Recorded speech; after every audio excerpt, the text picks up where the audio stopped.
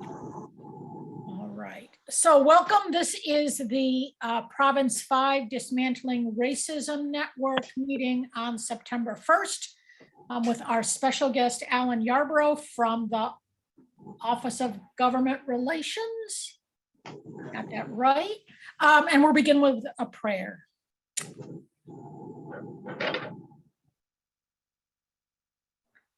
Gracious God, we give you thanks for the gift of your church and for the work you call us to. We give thanks for the many different ways in which we are engaged in our world and our nation as people of faith and people of hope, and ask you to be with us this day.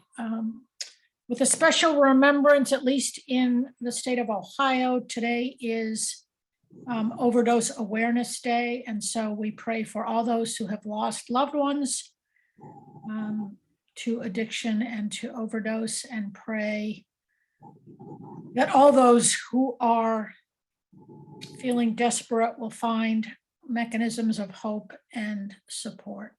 All this we offer in the name of our Savior, Jesus Christ. Amen.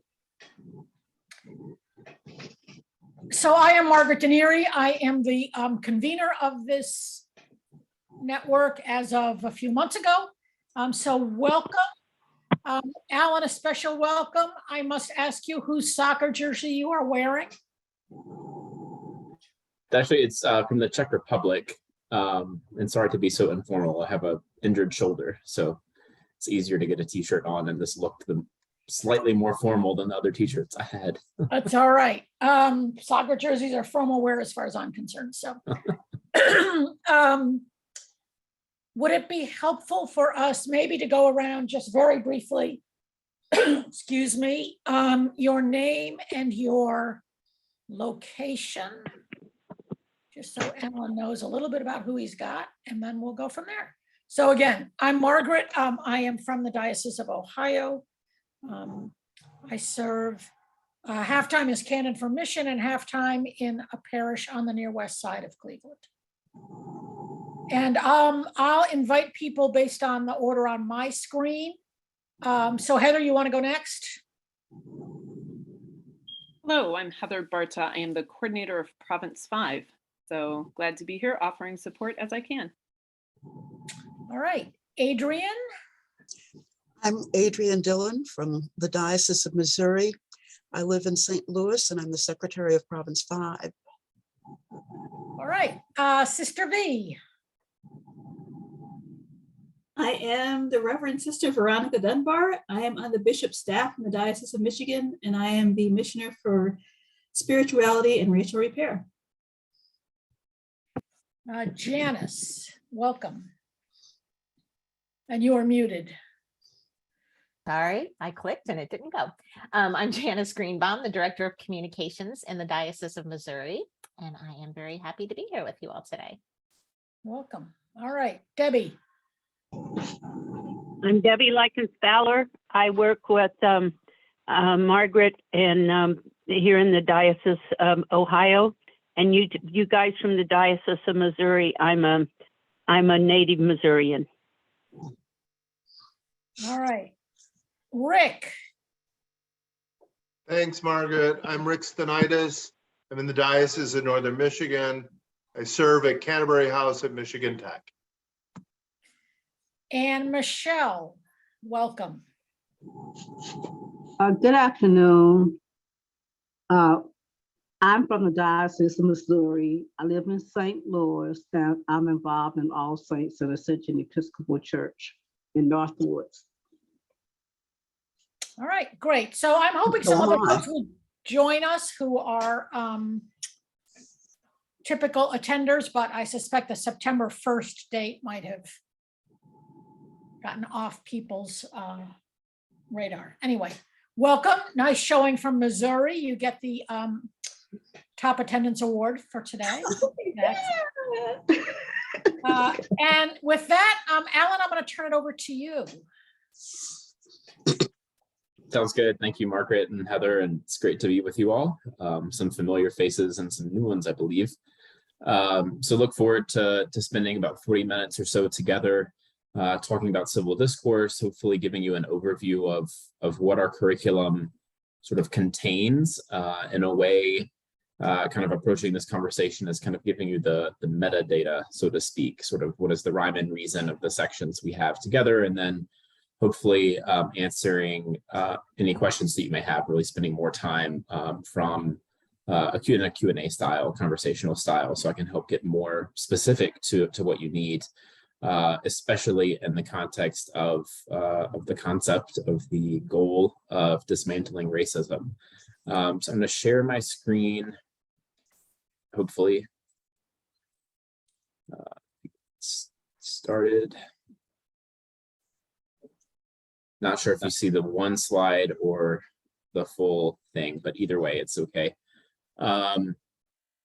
So I'm with the Office of Government Relations. For those who aren't familiar, it's part of the church-wide staff or the presiding bishop staff, depending on which sort of terms you use. It's the office that's based out of New York City, although we are located in Washington, D.C., and we're tasked with representing the church's policy positions to the U.S. federal government, and those positions come from General Convention and Executive Council.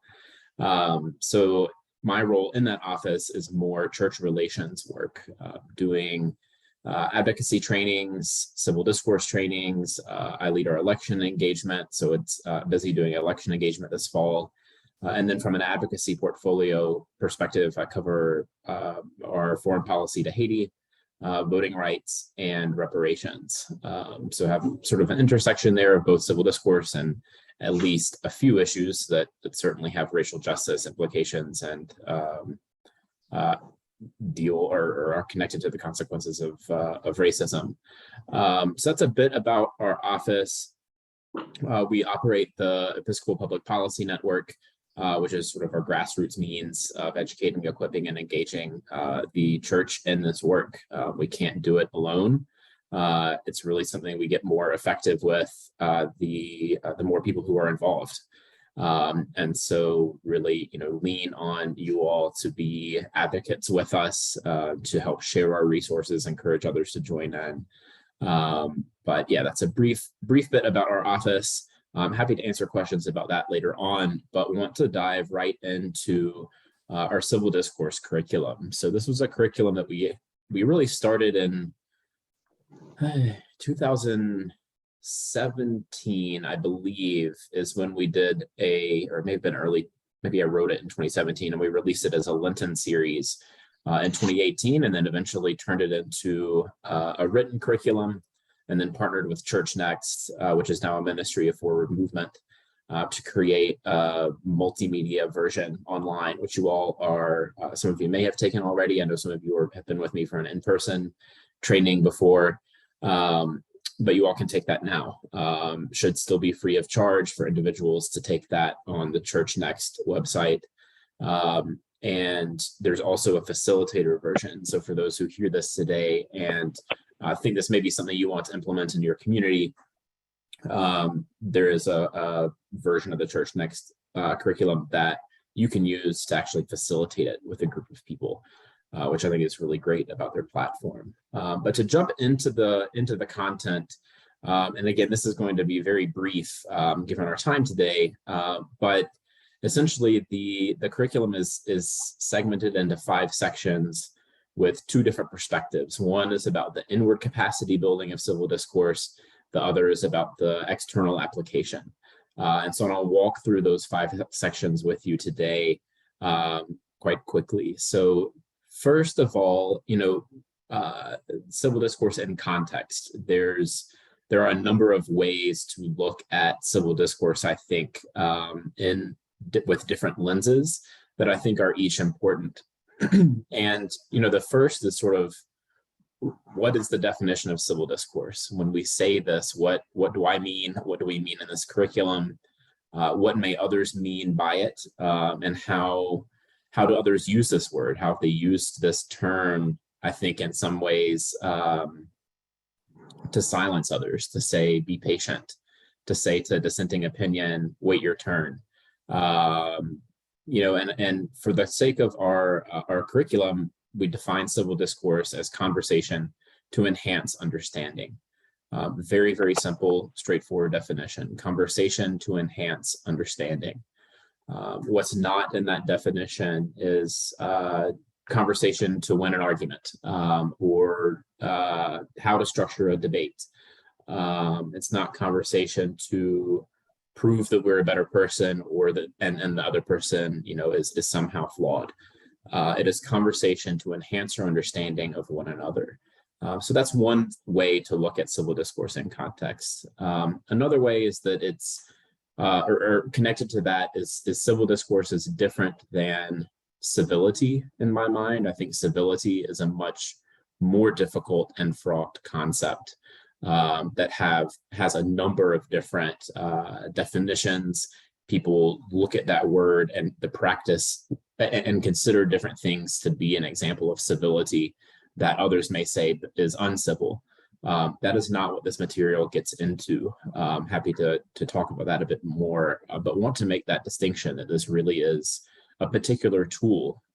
We use the word tool, we use the word instrument in the title of the program, Make Me an Instrument of Peace, because it really is just that. It's one way of engaging with one another. And so in that, in our political engagement with one another, in our communal decisions or communal activities together, there are other tools in our toolbox. And so a second way to look at civil discourse in context beyond the definition sort of vocabulary is in relation to those other tools. And like any tool, I think two things are true. One is it's not always the right tool for every situation. The second is if we don't practice using it, we're not going to be very good at using it. And so we have to really maintain a relationship, a connection, a practice of civil discourse.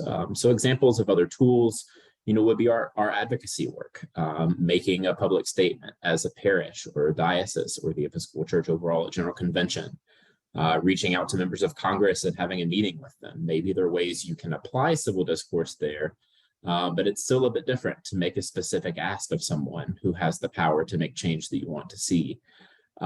Protests and marches are different tools in the toolbox of I think, what I would consider political engagement that are different from civil discourse. And so I don't want to lead us to a conclusion by focusing on civil discourse today that it is somehow better than, superior to, morally preferred to any of those other tools. It is simply a tool in the toolbox that is often overlooked. The third way to look at civil discourse in context, to me, is to look at it in terms of our individual identities and our individual experiences, and know that how we approach a conversation and how the person before us approaches a conversation is going to be impacted considerably by both our identity, the differences in our identities, and the experiences that we have had. And so the context, our lived context, actually impacts this conversation to enhance understanding. How a white man says a word is going, or says something, is maybe perceived differently than how a Black woman says something, or how an Indigenous person says something. And we've got to take that into account based on the topic, based on where we are, and use that hopefully to approach each other with a greater understanding of each other's humanity, of seeing each other as the face of God, of genuinely leaning into the call of our faith to restore, to respect, to love. And so I think that context is important. There's also sort of another thread we could potentially go down there of the intersection of the concept of privilege and civil discourse, but I will simply leave that there as that sentence.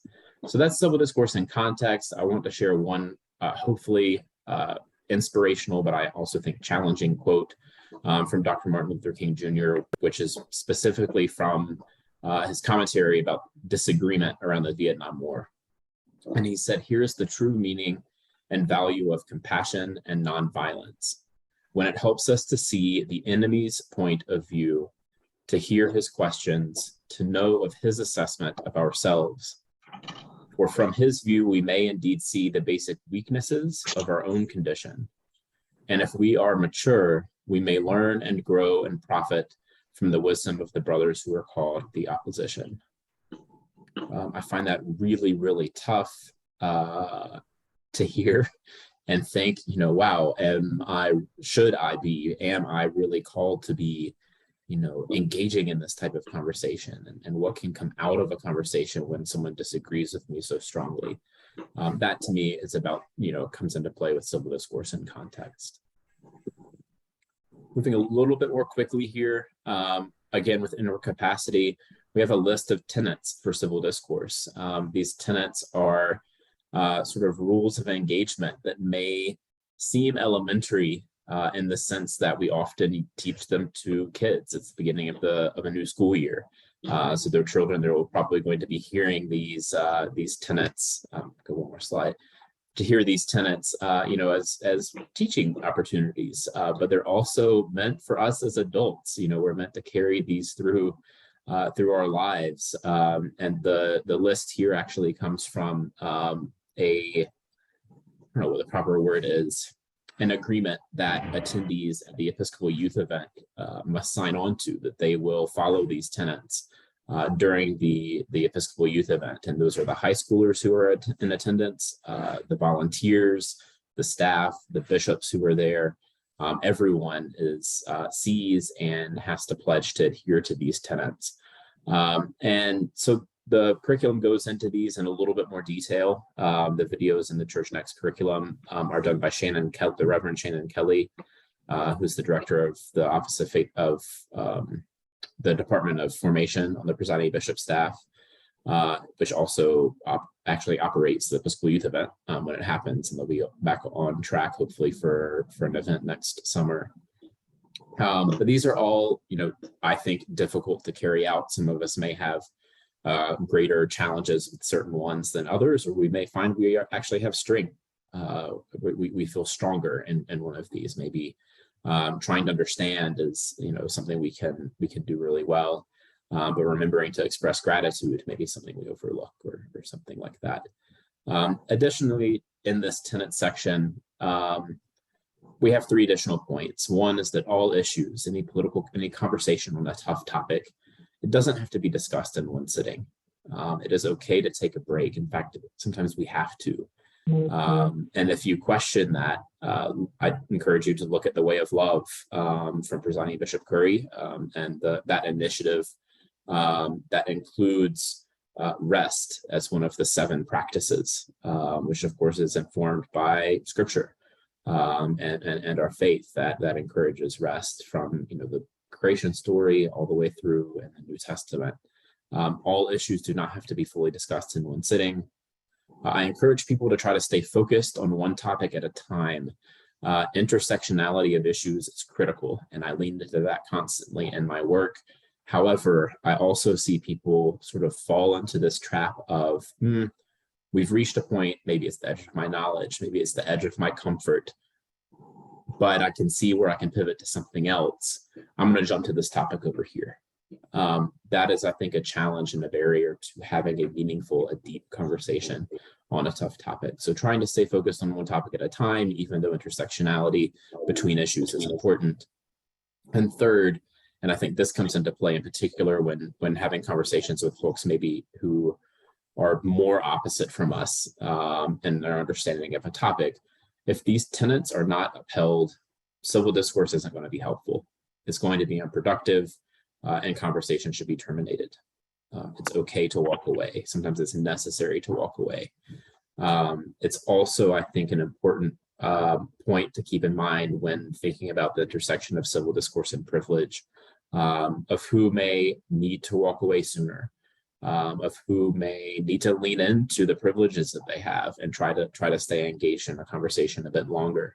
At the end of the day, if the tenets aren't being upheld, civil discourse isn't going to cut it, and conversation, it's okay to end the conversation.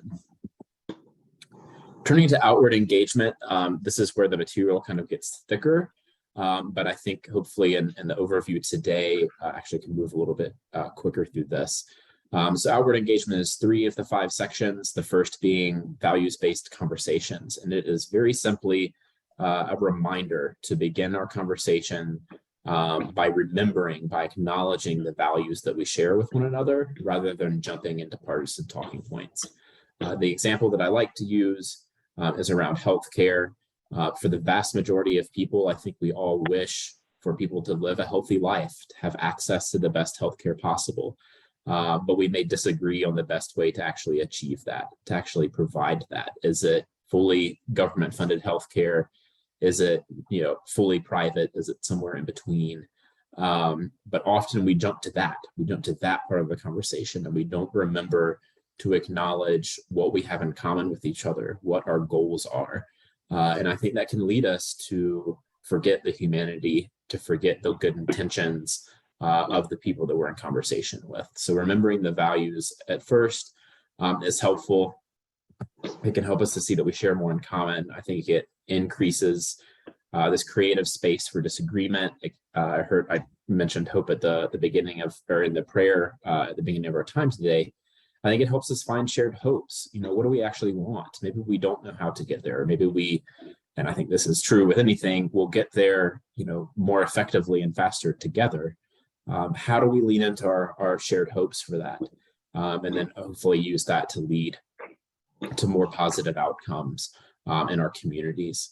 Another thing to keep in mind here, because I don't believe that the vast majority of our conversations are with people whose values who are entirely different than our own. I think those are very few. There are very few circumstances where that happens. But what more likely is happening in our conversations across a difference is that we're weighing values differently. We may rank them differently, is another way to put it. And so just because we rank values differently doesn't mean we don't care about something. Perhaps because of the context that we live, and have lived, or our identities, perhaps we're passionate about immigration. We've experienced immigration. Our parents immigrated. And so we approach that topic with more energy, with more emotion, and that changes the conversation. It means we prioritize welcome more over other values. Whereas someone may have a lot more military experience. Their family has served in the military. There's something about loyalty, service to country, service to our community that makes them raise that to their top value. That doesn't mean that each of those two people doesn't care about the other value. They just put a different weight on them. And so really digging into that can be helpful and lowering the temperature and lowering the anxiety in our conversations, to remember to begin with values. Next is to remember the complexities of policy. Two fairly straightforward things here. The policy is messy in development and it's messy in outcome. We don't always know how a policy is going to actually play out, what impact it's going to have. And sometimes we don't know how to actually produce it. The great recent example of that would have been what were the immediate policy changes around the 2020 election following the beginning of the COVID-19 pandemic. There was a lot of uncertainty around it, and different states needed different things. And even within a state, different communities needed different things in order to vote effectively, in order to have reasonably similar access to voting. Even with the backdrop of challenges of voting rights that had existed, before the pandemic, there was this, one of the biggest examples as to what extent do you do mail-in voting. Mail-in voting worked for a lot of the country, and there was a lot of change and shift to that. But mail-in voting was not something that was going to work for Alaska. It was not something that was going to work very well for many indigenous territories, where the land, the sheer size of territory is too large for a mail system to accommodate an efficient voting system. And so how do we grapple with that? It's messy in development. I have two examples to reinforce this. I'm going to skip the first one since I just gave an example in development. Policy can be messy in outcome. So some of you, I think, in the Midwest know what kudzu is, the vine that's here in this picture. But kudzu is an example of an unintended consequence of a policy. And it was originally introduced because of US government action as a means of environmental protection and erosion control, which also had an economic element to it as well, to protect agriculture interests across the Southeast in particular.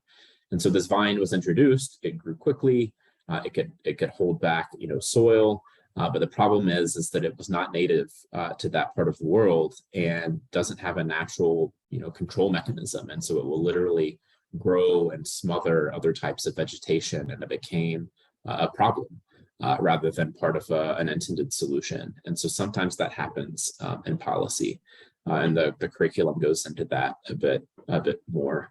And then my favorite one of my favorite sections of the curriculum, I think, is one that's less tangible perhaps, but it leans into this idea that difference is holy, that there is something here. We talk about diversity, right? We want a diversity of identities, a diversity of perspectives, a diversity of experiences that represents the communities that we live in, that is inclusive.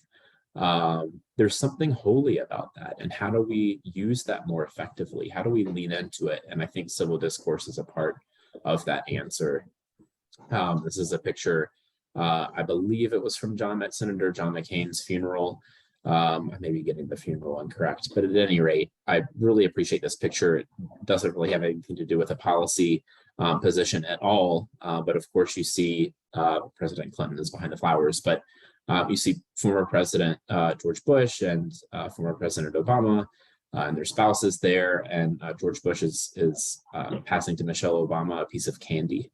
And Laura Bush and Barack Obama are both, looking on and kind of see this it.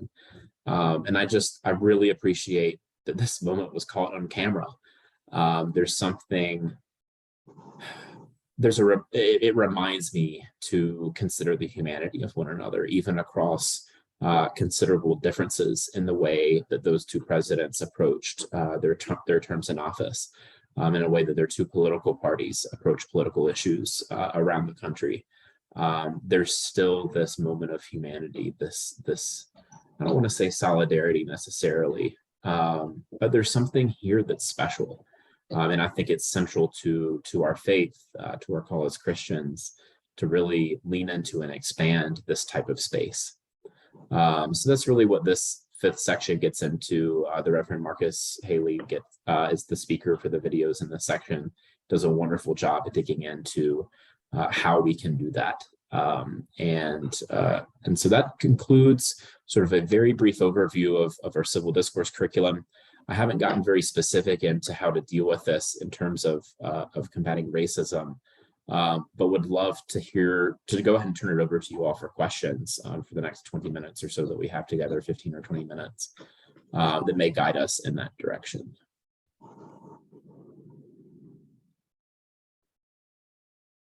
So if anyone has any questions, I'd love to address them. Thanks, Alan. I guess what the thing that immediately prompted me is, I don't know. It seems like there are differences that are unholy. Do we always claim that difference is holy? It seems to me that difference that is exploitive is not holy, and that's a very broad comment, obviously. But and one of the things that we talked about via email beforehand was just this issue of, I appreciated you saying, sorry, can you tell I'm thinking out loud here? Okay. Sometimes we have to end the conversation, right? So that's just a helpful reminder. It may not stay civil or be civil to start with. But when people are claiming, so the classic, right? There's no such thing as white privilege. We hear that on a somewhat regular basis, I'm gonna say. What do we do with that kind of thing where it just seems like it's so broad? And Heather is gonna say in the chat, yeah, you can put your questions in the chat if you want. Yep, that will work as well. And if you feel like if you wish to send them privately to me as well, I don't have to associate your name. Your name doesn't have to be associated with the question either. No, Margaret, I appreciate that. And I think that in many ways is is the crux of this to an extent, when, at least for the cases where we're talking to someone who is so opposite, that we face that challenge. The curriculum, I think, really is geared toward helping us see how there's a much, much larger space of conversation where we actually can be more productive. But it is a reality that those instances exist where someone denies the existence of people or of the concept of white privilege. But I still think the approach of civil discourse, thinking of the tenets in particular, I often boil them down to curiosity and humility with conviction. What do I mean by that, and how are they helpful? People who often hold prejudices or ignorance, and maybe that ignorance is active, maybe it is through lack of exposure, whatever that may be. Approaching them in a way that shows curiosity, shows interest in their humanity, even if by their position they're denying someone else's, can break down a wall within them so that they are more open to seeing you or someone else as human as well. And it feels counterproductive. It feels like, wow, I have to sort of lower myself in order for them to see me.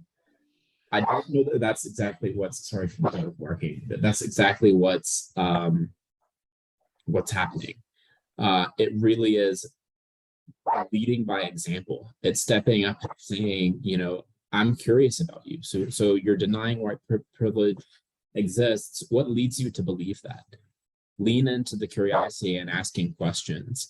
And remember that you don't have to keep going with that in an hour-long conversation or even a 30-minute long conversation, right? It can be over time.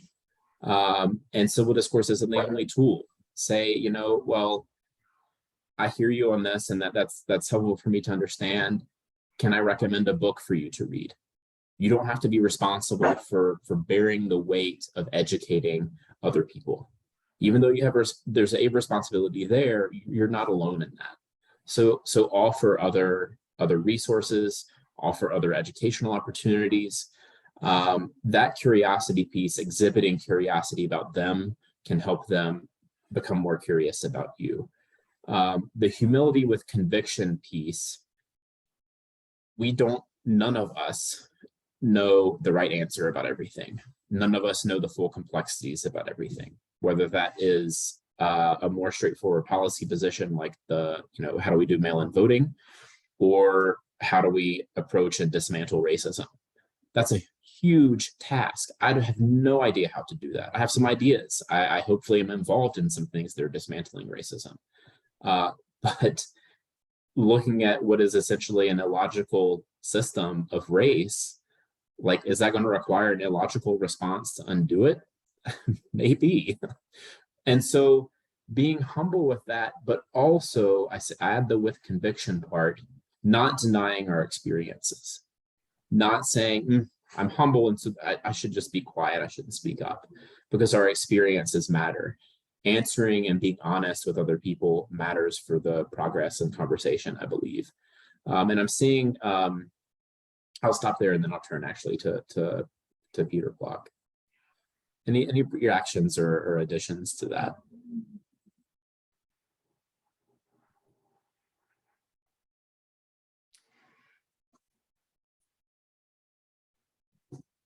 I would just add that I think those things both take courage, and yes, courage is hard work. So back to your rest comment about.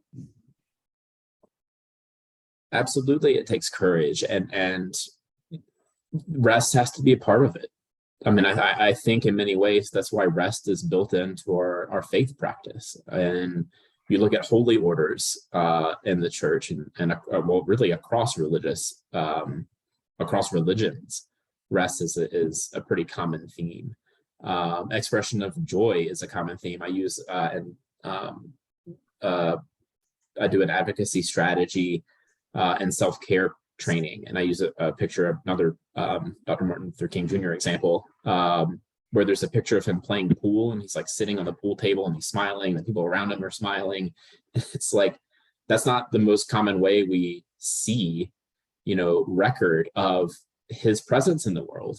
It's usually serious. It's usually critical. It's usually political.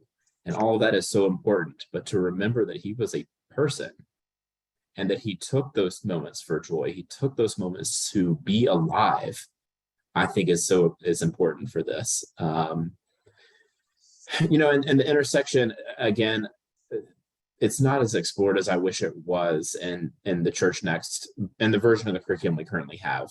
But the intersection with privilege here, I think, is important, and who should be leaning into certain conversations more so than others. Are we assuming, okay, you're the Black voice in the room, can you tell us about, how do we get more Black people to attend our meetings?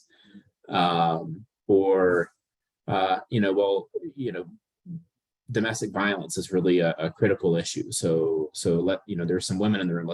Can you all organize a committee to help us address this? There are ways that we've got to look at using, if we understand the concept of white privilege, how are we actually using it? We can use that in a way beyond just considering financial and resource implications. How can I be more effective in a room of white people because I am white versus someone else? They're going to hear me differently. And the way that I am taxed, my energy is taxed, may be different in that environment. And we don't necessarily need to overthink that. Like every single interaction, oh my gosh, I've got to think about all the complexities of our identity, and there are all these variables. Like our mind has to be there's that meme, I don't even know what it's from, where the woman's face and they're like mathematical things above her face, and she's thinking. It's a meme that's used often with that. We don't have to be in that type of dynamic all the time, but I think at least being honest about that intersection of having a conversation, who's involved, what are our experiences, what are our identities, and how does it impact it, can help lead us to different conclusions, and how we actually leverage civil discourse to make change.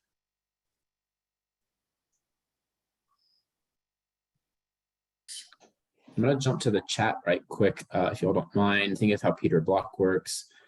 He has named specific, invitation, commitment, dissent. And I don't have conversation prompts specific to racism. That's a good question. I mean, I think it may depend on where you want to go, and you all are in different parts of the country, different states and contexts in the church. I am a big fan of using race as a lens for other issues. We get some pushback against that, or I should speak for myself, I've experienced some pushback against that perspective at times, around policy issues or tough conversations where, say reparations is only a race issue or voting rights is only a race issue. And I worry that that's too limiting, because I think that can lead some folks to feel like they don't have a stake in it. So why should I be involved in reparations or voting rights conversation? And I think it also misses what are the racial justice implications of immigration policy, of an environmental policy, of city zoning, whatever it may be. I think you can have a racial justice angle to it. It's connected to racism. So I don't have specific prompts for that. I wish I did. So thank you for sharing that. Let's see. Does the curriculum offer advice or ways for leaders to handle the conversation if things get off track? There's a little bit of that there. And I think it's geared more toward how to have conversations in a sort of a small group or with one another versus trying to facilitate a meeting or facilitate a conversation on a given topic, which I think is a bit different. So I don't know if, in terms of leaders handling the conversation, to me, the best thing is as a leader to really learn the civil discourse curriculum material, to really understand what it is, why it's there, and then try to implement it. As I said, thinking of it like a tool, we've got to practice it. We've got to put it to use. We've got to understand there may be times for other tools. Preaching on Sunday morning, that's not going to be civil discourse. And I don't think it necessarily ever should be. It should be maybe confrontational. It should be reflective. It should be any number of things, but I'm not sure that that's civil discourse because that's not a conversation. Just like writing an op-ed in a newspaper or having a protest on a street, whatever, and maybe it's a siren going. And I think, so a different way to look at civil discourse, conversation to enhance understanding, in addition to it being a tool, it's sort of like a communal capacity. How can we work to expand our overall capacity to use this on a daily basis? It's not necessarily a matter of saying, all right, from 2 to 3 o'clock today, we're going to do civil discourse, right? It's saying, how do we really ingrain this means of engagement in our own way of being? And by doing that, hopefully get others on board, get others to practice that as well, to respond to it. So that, to me, it's not as direct of an answer, I don't think, as handling a conversation with things get off track, because I'm not sure that there is an immediate fix to that. Yeah, I guess I mean more in the lines of actually teaching this curriculum, like of leading a course on civil discourse. Sure. I mean, I've been involved in groups before where somebody will get off on a tangent. I mean, it's almost like the things that you were showing of the tenets, like when people break those tenets, like how do you, and the leader just has, they're trying to be kind and listen, and they let those people go. And in the meantime, you've lost, Sure. the theme of what you're talking about and what you're trying to teach. Yeah, so so think of it that way, and thanks for that clarification. A couple of recommendations. One is, rest, stepping away if possible, that it doesn't have to be done right in this moment. Sometimes a break is okay. I know when someone makes me mad, it's generally best for me to wait to respond instead of responding immediately. That's a piece. I usually, when I go through the curriculum itself, a lot of people before doing a training will, create group norms, right? You have an exercise, maybe there's a whiteboard or something behind you, and you've got, what do we want to agree on as a group? Okay, we want to be polite. We want to let people speak, and you write those down and you kind of agree to them. I actually don't do that when I go through this curriculum, because the second section, talking about the tenets, is effectively doing that. It's saying these are the tenets of civil discourse. If we want to do that, this is what we're committing to.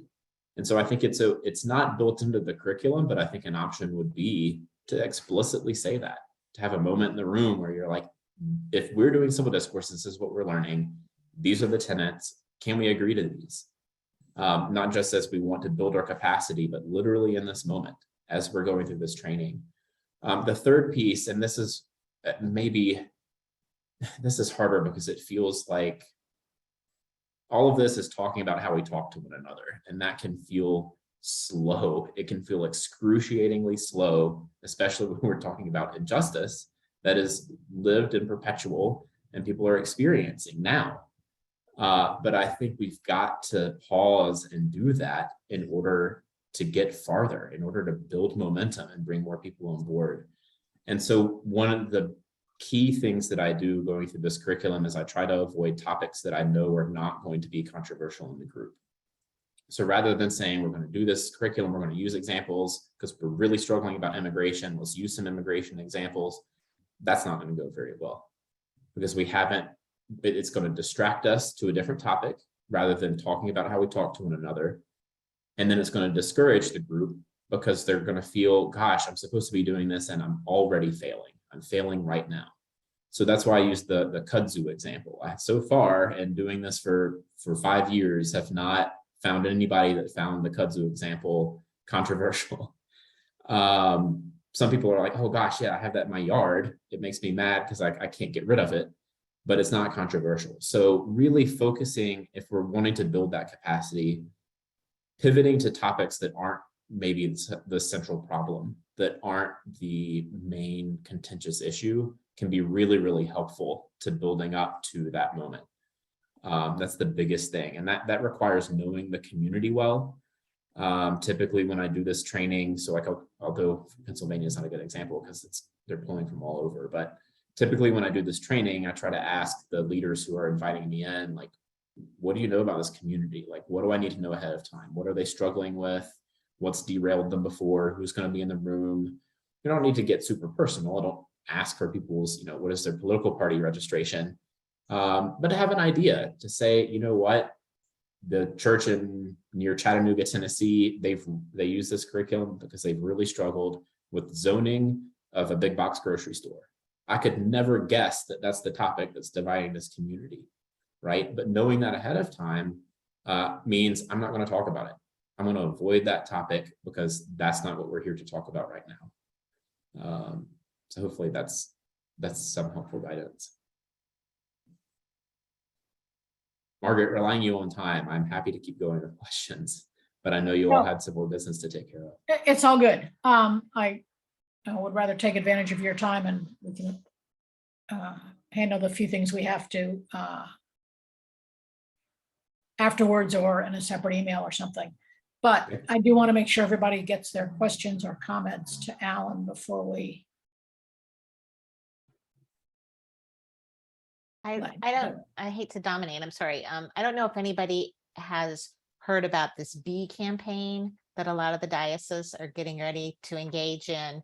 And that's actually why I came to this today, because when I was reading about it and posting about it, so other people would know about it, I was thinking this could be a great course to offer during this.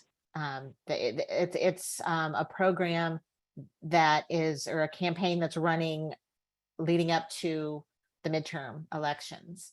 And I don't know, I was thinking that this might be something to offer as a resource for parishes or convocations or whatever to use as a way of helping people discuss and meet at a more moderate place, which, if I understand the campaign, is kind of the focus of that.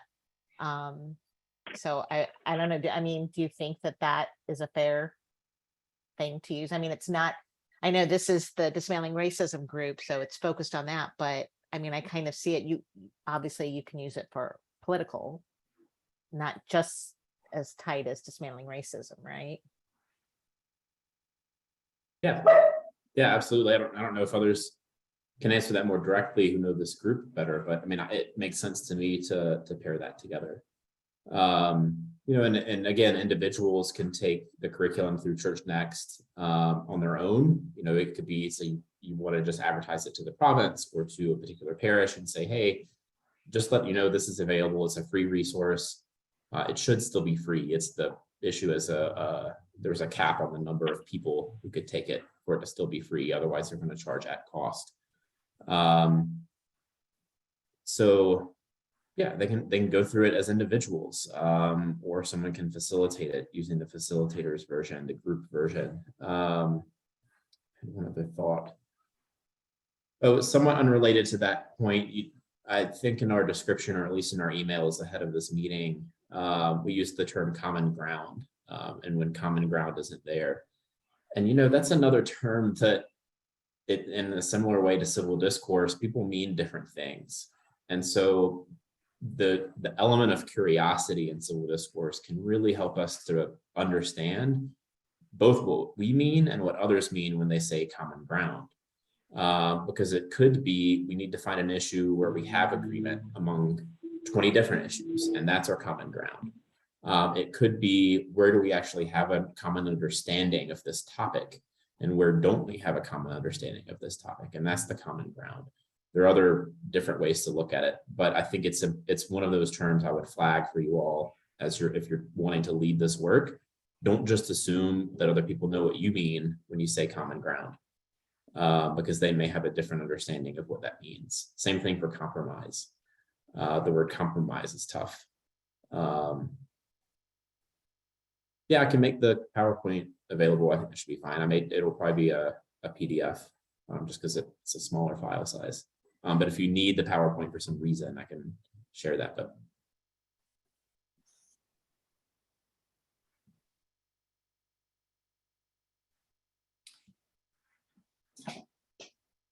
All right, I won't say last chance because we'll make Alan's email available to you if you want to email him, but Yes.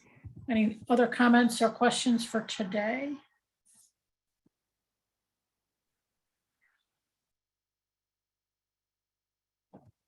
All right, well, thanks, Alan, so much for your time. We really appreciate it. And yeah, we know where to find you.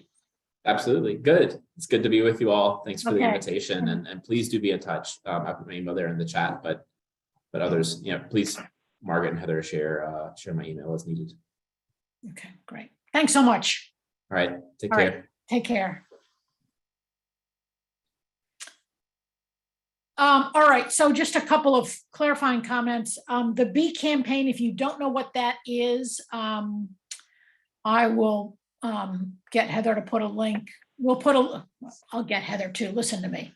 We will put a link to that information in the follow-up email, but it is very quick. It's based on the Micah 6:8. And it includes an alternative lectionary for the month of October, which provides just a platform for engaging in different ways. So that's my short description of the B campaign.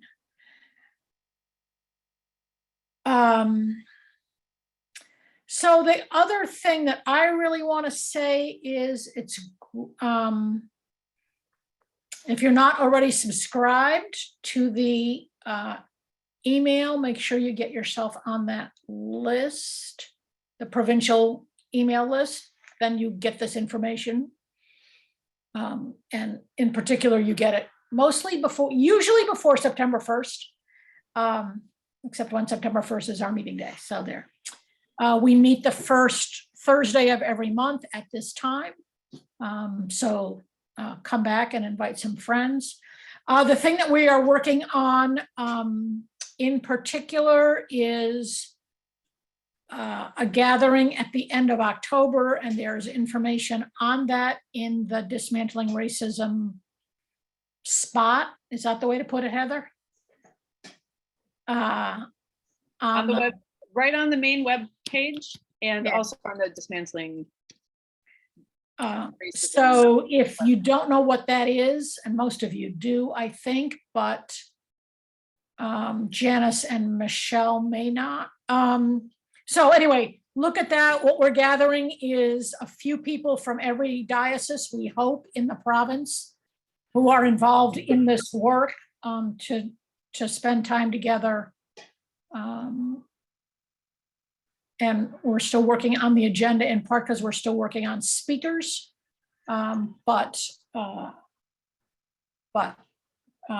get that news out if you have ways to do that. So what else am I missing? I'm looking particularly at Rick, Terry, and Adrian, who have been. I think you covered it. It sounds good. Alan did a great job. That was a really informative talk. Mhm. The thing I really took away on that was sometimes you just have to stop the conversation. Sometimes the best thing is just to cool off and come back another time. So, but thanks, Margaret, Heather. You're welcome. Well, and we will include a link to the Church Next, the actual curriculum as well. I will say that one of the things that some folks are working on in our diocese is figuring out how you might adapt the 6 sections, do the short course version of it, if you will. So I don't know where that's going, if anywhere, but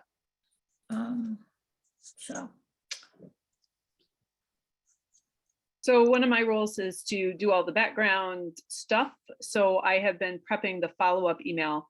I'll send that out tomorrow since everybody just got an email from me this morning. Sometime tomorrow, I'll send out the email that has, hey, here's the recording from Alan. He just sent me an email, so I'm guessing that's going to be the PowerPoint, but I'll see if I can get that from him and include that in that follow-up email. The other thing that happened to come across my desk this morning, I'm a little annoyed at the church, and maybe they'll see all the way to the end of this recording.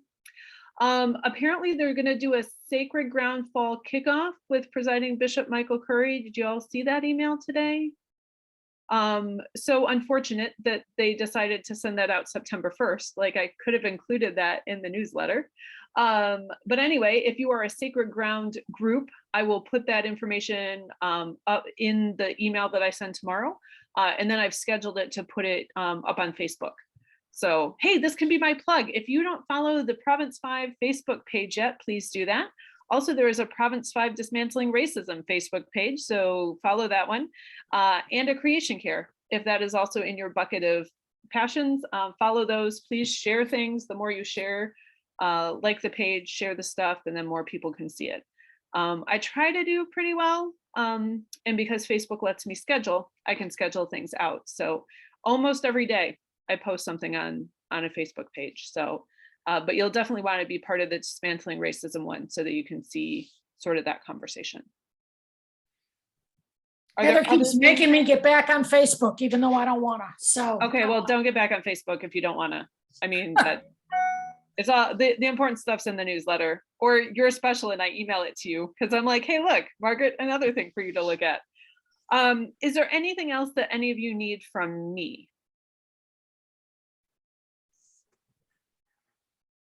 Oh, good. Okay. Well, you know where to find me. I'm pretty easy to find.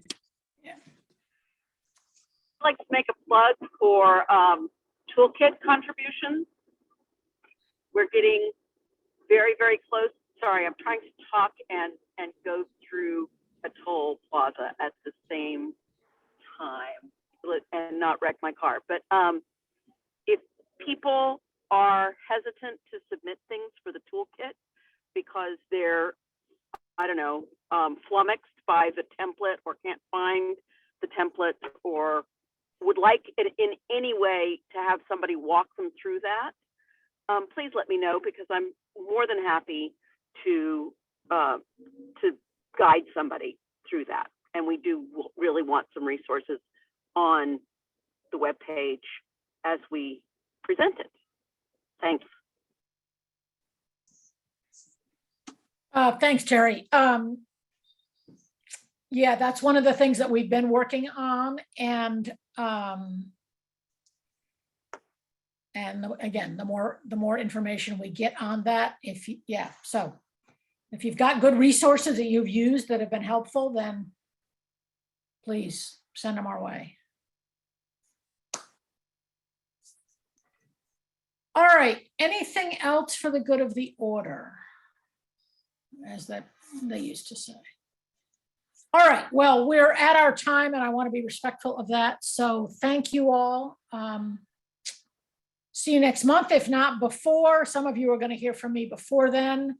You probably know who you are in terms of some planning work we have to do, but thanks everybody for being here. Appreciate it. So.